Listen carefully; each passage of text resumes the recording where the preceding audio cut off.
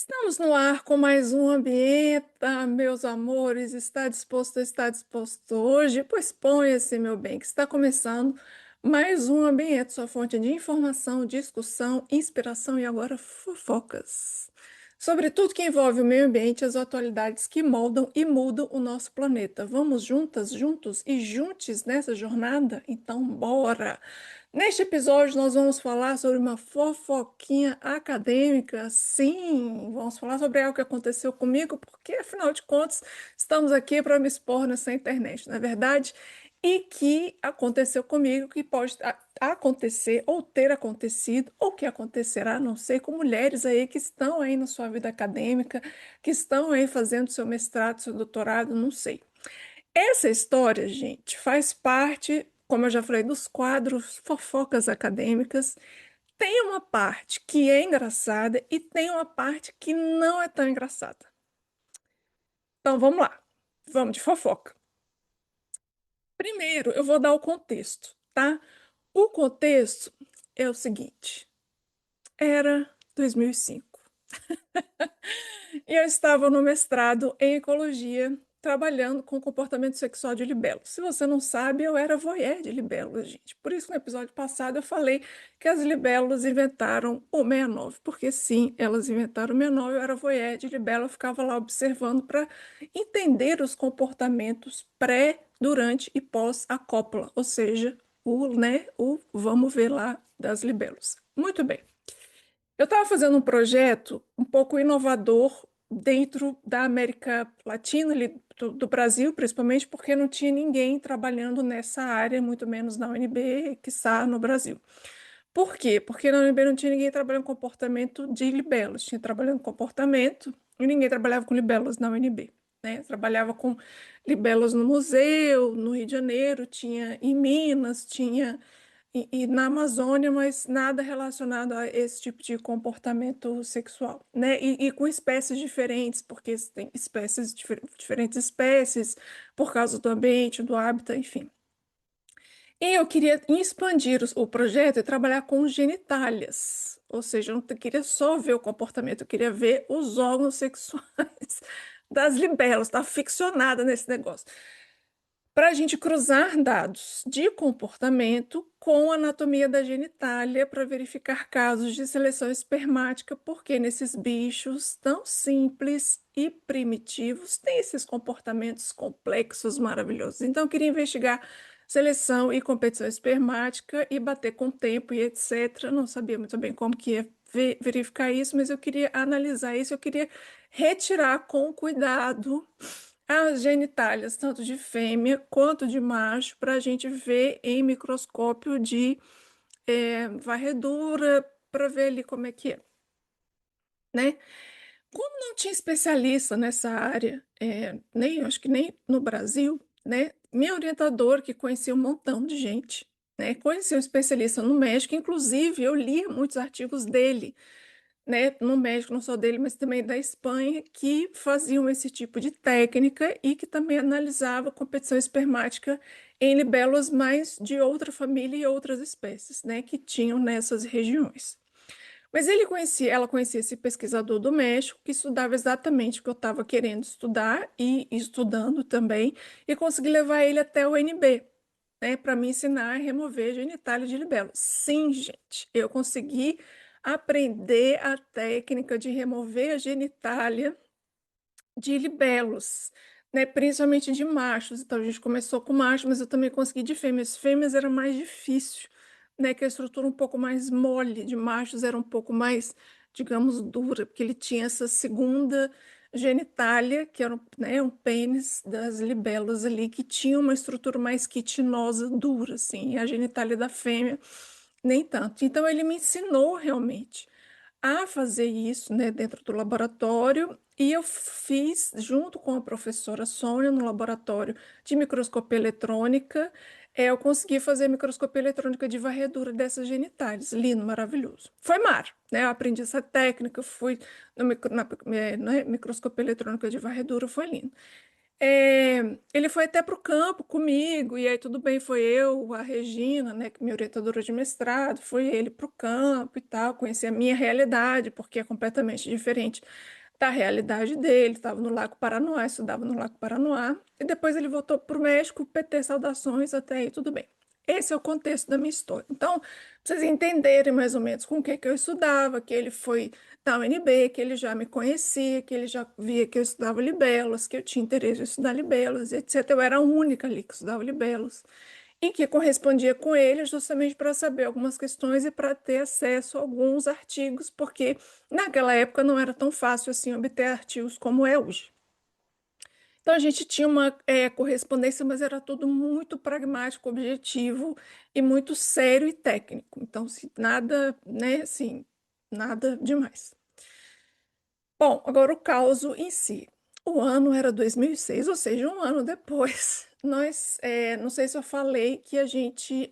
Eu escrevi essa história. Eu escrevi uma história minha primeira vez em Nova York, que foi em 2005, num congresso, que a gente foi para Nova York antes de ir para um congresso. Em 2005, que foi o meu primeiro congresso internacional da Animal Behavior Society, que eu também levei os estudos e os resultados que eu tive do PIBIC, com as libelas também de comportamento. E aí, essa sociedade, que é da Animal Behavior, né, Animal Behavior Society, fez um congresso latino-americano, que o primeiro congresso latino-americano da Animal Behavior Society foi no México. E nós fomos, então, todo o laboratório, que éramos 5, nós fomos 4. Nós quatro, foram 4? Acho que fomos 4, 4 ou 5, eu já não lembro. Acho que foram 5, mas 5 ou 4. Bom, fomos lá fomos nós 4. É isso. Fomos para o congresso em 2006, nesse congresso, primeiro congresso latino-americano da Animal Behavior Society, né?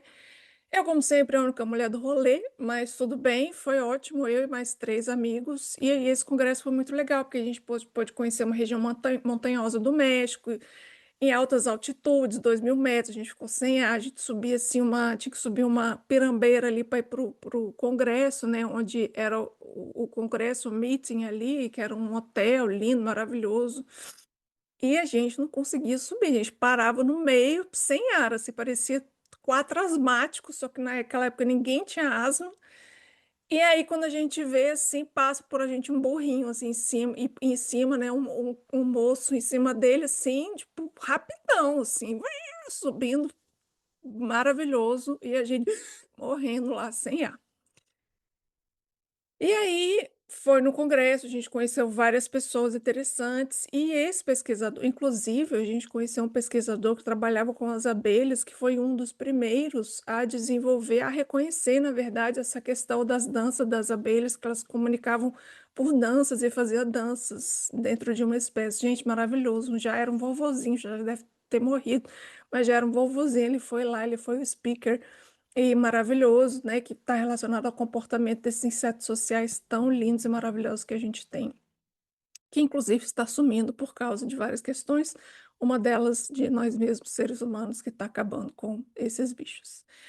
Mas aí a gente foi, bom, eu já conhecia ele, então apresentei todo mundo, apresentei o laboratório, apresentei as pessoas, e ele também apresentou, estava com o laboratório dele em peso, mais que 5 pessoas, né, lá no congresso, e a gente interagiu, foi bem legal. Eles até apresentaram tequila, essa tequila é boa, essa tequila não é boa, né? Parará, piriri, pororó. Inclusive, as tequilas que a gente acha que é boa no Brasil não são boas, são as tequilas que são as piores lá do México, são as que são exportadas para o Brasil, tá? Segura essa. Agora, na verdade, já estão chegando as tequilas boas, né? Que é o Dom Julio, que é uma tequila muito boa, que é uma das melhores do México, já chega no Brasil. Bom, voltando para a história. Então, lá a gente se encontrou com esse pesquisador, né, que foi até o UNB, e ele nos apresentou todos os componentes do laboratório, que estava em peso no congresso. Então, no primeiro dia do congresso, a gente combinou um almoço, todo mundo junto, para a gente se reconhecer, a gente conhecer, a gente conversar e trocar. Só que assim, a gente chegou nesse almoço, a gente no restaurante, acabou a gente subindo para ficar mais exclusivo, assim, então a gente subiu, tipo, uma bancadinha, assim, eu não lembro, gente, direito, tem flashes, assim, de memória, mas meio que era um restaurante aqui em cima, só tinha como colocar algumas mesas, então a gente fez um mesão para ocupar só nós lá em cima. Então ficou exclusivo, a parte de cima ficou exclusivo para a nossa equipe. Ou seja, tanto a do laboratório de Brasília quanto é a do laboratório desse pesquisador. Nesse almoço, a minha orientadora não foi, né? Então a gente sentou todos numa mesa grande, então nós ficamos de um lado, nós quatro ficamos de um lado, e toda a equipe do laboratório dele ficou meio que pro outro lado. Assim, então nós ficamos bem na beirada da mesa e toda a equipe dele ficou do outro. Só que tem um detalhe, ele sentou na minha frente, né? Eu já fiquei tensa com isso, porque ele sentou na minha frente, porque ele queria conversar comigo, porque queria conversar comigo. Aí eu já fiquei tensa, né? Beleza. Mas aí ele falou assim: como em Brasília a gente já havia conversado, ele em espanhol e eu em português, e a gente tínhamos nos entendido bem, acabamos combinando de continuar a conversa assim. Ele continuava em espanhol e eu continuava falando em português, o meu portunhol ali, muito do marromeno. Um adendo, gente, eu não sei falar espanhol, nunca fiz curso. A única coisa que eu sabia era tipo, ouvir aqui e ali, o portunhol que a gente aprende aí nas ruas. Mas eu entendo quando alguém me aborda em espanhol e eu consigo responder em portunhol. Então a gente tem essa capacidade de entender um espanhol, diferente que eles têm, né? Mas ele entendia o português até. Se eu falava um portunhol meio com um sotaque, ele, ele entendia, né? Então a gente se fazia entender. E conversa vai, conversa bem, eu não lembro exatamente o que a gente estava conversando, não sei se de libelo, dos meus resultados, e conversa vai, conversa vem, e ele parou, né? E começou a me perguntar sobre o doutorado, porque eu estava realmente no último ano do mestrado, são 2 anos de mestrado. A gente estava em julho de 2006, então em março de 2007 eu defendi o mestrado e já poderia entrar aí para um doutorado. Então ele começou a me perguntar sobre o doutorado, o que que eu queria fazer, porque ele queria que eu fizesse o doutorado na UNAM, que é na Universidade Autônoma do México, para continuar a desenvolver projetos com as libelas. E eu falava que eu estava com muito na dúvida do que fazer nessa época, né? E aí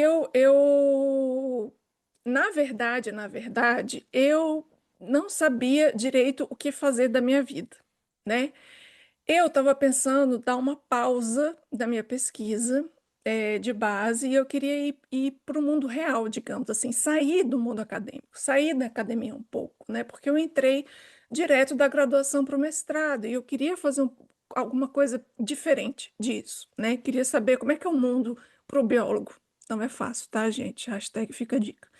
Então eu estava pensando em dar uma pausa, né? Mas eu definitivamente não queria fazer doutorado, não, não. Isso meio que já estava na minha cabeça, assim. Só que nessa época eu não era uma pessoa tão direta e eu ficava indo pelas beiradas, porque eu não queria desagradar, entre aspas, um completo desconhecido, né, gente? Vou falar a verdade.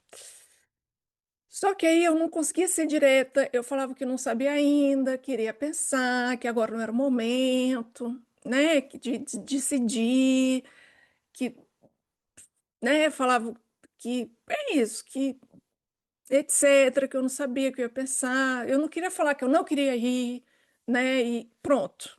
Sempre aquilo, assim, a gente vai tentando comer pelas beiradas, vai enrolando e etc, etc. Até que ele acho que se emputeceu de ficar dando essas desculpinhas. E ele me colocou na parede, assim, e me perguntou se eu estava noiva. E eu disse que não.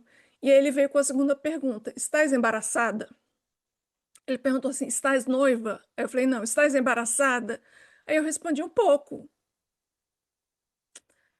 Neste momento, a mesa que estava com aquele barulhinho, burburinho de conversas paralelas, toda a mesa, grande, gente, eu acho que tinha umas 5 mesas juntas, assim. Toda a mesa que estava conversando com um burburinho de conversas paralelas simplesmente parou em um silêncio sepulcral e todos viraram e me olharam. Todos, todos. Aí teve um silêncio sepulcral, todos viraram e me olharam. Meu amigo que estava do meu lado, ele virou assim para mim e falou: Carol, embaraçada é grávida. Aí eu só fiz assim, aí eu olhei para frente, aí o pesquisador, né, o fulano, falou assim: é embaraçada, is pregnant. Aí eu só falei: não, não, não, não, não, não, não, não, eu não tô grávida, não, não, não, não, não. Aí ele falou assim: você confundiu com embaraçosa? Eu tô embaraçosa, eu não tô grávida. E aí ele levantou da cadeira, nesse silêncio sepulcral. E aí, depois que ele levantou na cadeira, meus amigos começaram a rir da minha cara, obviamente. E eu queria cavar um buraco para enfiar a minha cabeça, enfiar a cabeça embaixo da mesa e nunca mais aparecer, tipo, sumir num buraco negro para nunca mais aparecer. Ele levantou na cadeira, gente, parecendo um pouco bravo, sabe? Até meus amigos acharam esquisito, tipo, ele tá bravo? Que negócio é esse? E eu, cara, não sei. E aí, meu amigo que tava do outro lado, que tava de frente, assim, tipo, tava do lado dele, assim, quase de frente pra mim, falou assim: Carol, eu devia ter uma câmera aqui pra gravar a sua cara, porque você ficou com vários tons de vermelho primeiro, e depois você foi indo pro rosa e pro roxo, uma tonalidade roxeada, meio verde. Aí foi voltando pro rosa de novo. Você precisava ver sua cara. Eu falei, gente. Eu não sabia o que falar, mas aí esse meu amigo que falou que embaraçada é grávida, falou assim, Carol, você caiu no falso cognato mais estúpido da face da Terra que todos conhecem. Aí eu falei, aparentemente eu não conhecia, né, gente? Acho que eu não conhecia. Enfim, embaraçada em espanhol, se vocês não sabem, gente, embaraçada é grávida, né? Muito bem, agora vocês já ficam sabendo, não precisa cair nessa coisa que eu caí. Muito bem. Ele voltou do banheiro, sentou na minha frente depois dessa coisa embaraçosa. Os trocadilhos aí ficam para vocês. Depois desse embaraço, ele sentou na minha frente e começou a conversar. E ele já falou logo: eu vou falar inglês, porque daí não tem, né? Não tem nada na nossa, tem nenhuma rusguinha na nossa comunicação.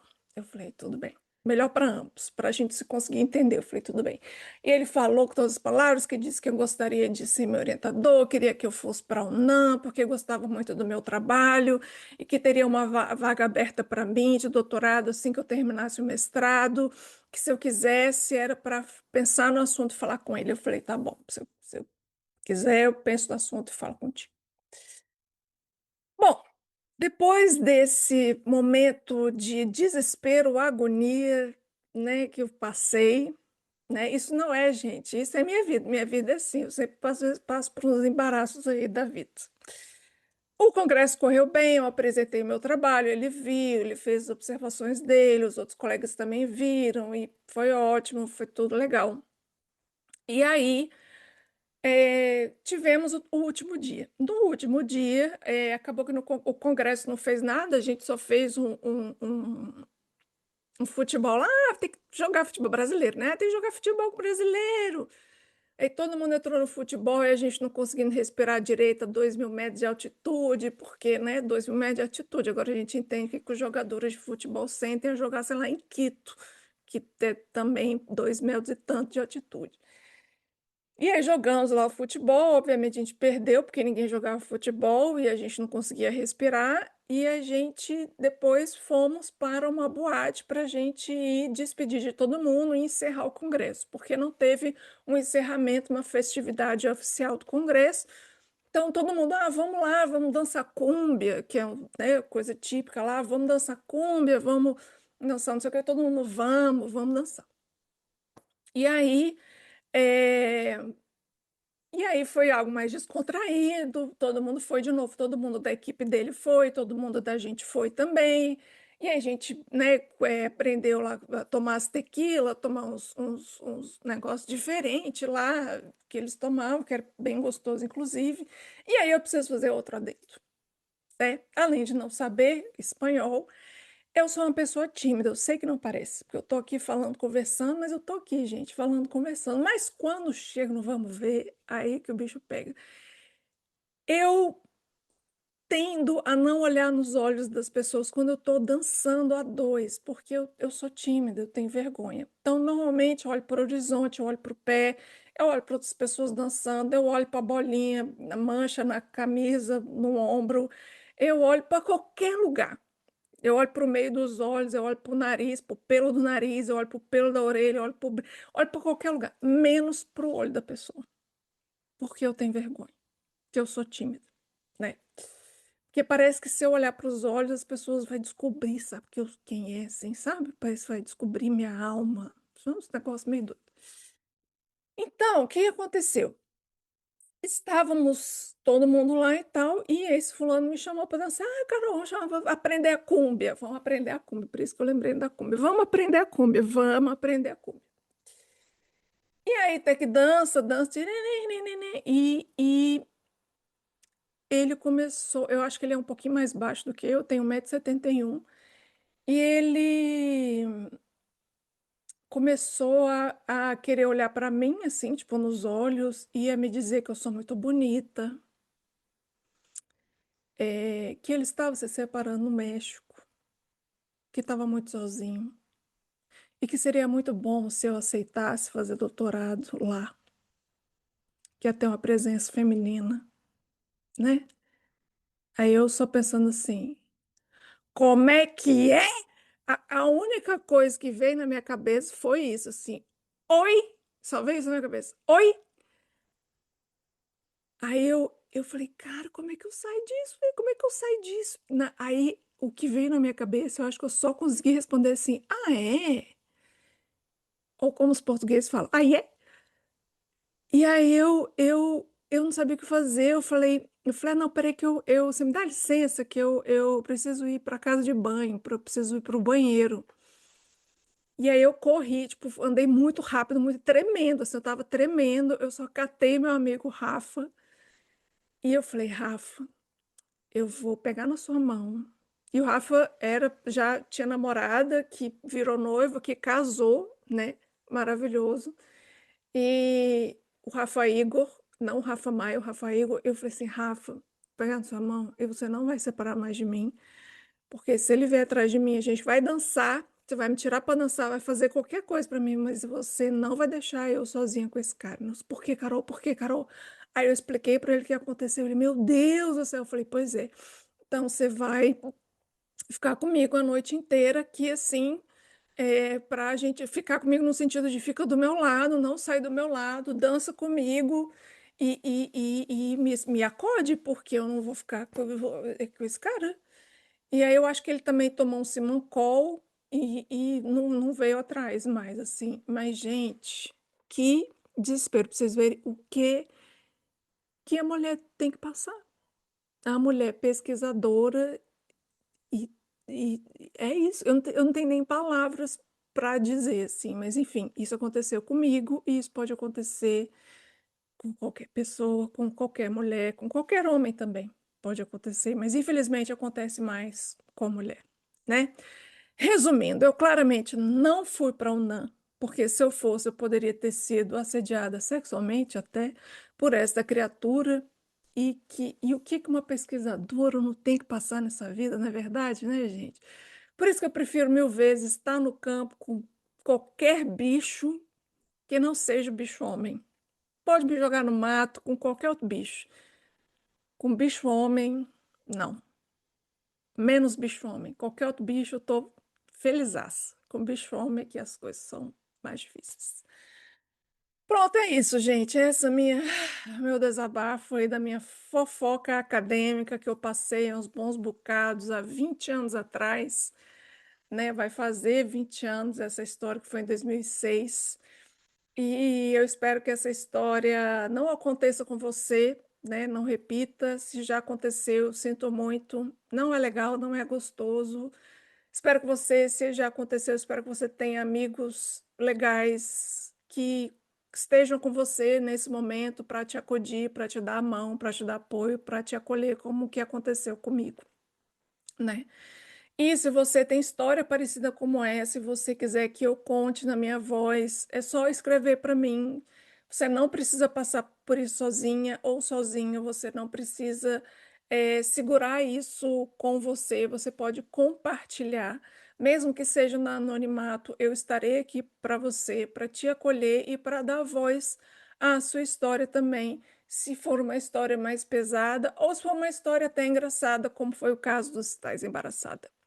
Então, eu estou aqui por você, espero que você mande sua história para mim.